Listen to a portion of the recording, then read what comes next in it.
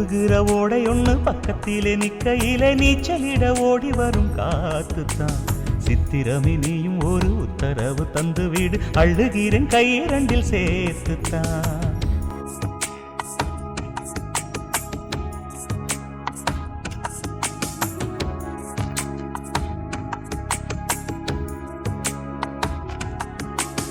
ஒரு வாரம் ஒரு மாதம் உறங்காமல் ஒரு மோகம், தனியாயிருந்தால் தனலாய் எரியும் போதும் ஏகாந்தம்.